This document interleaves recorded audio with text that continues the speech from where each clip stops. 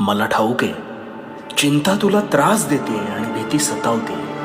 तू पुनश्च त्याच त्याच विचारात अडकतोयस.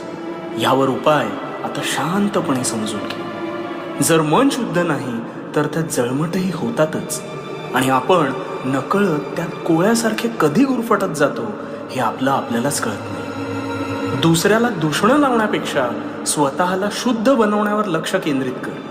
त्यामुळे इतरांमुळे होणारा त्रास हा आपोआप कमी होईल आणि तुझे चित्त थाऱ्यावर येण्यास अधिक मदत होईल, आणि हळूहळू ही चिंता हमखास नष्ट होईल. स्वतःवर केलेले काम हे सगळ्यात श्रेष्ठ काम.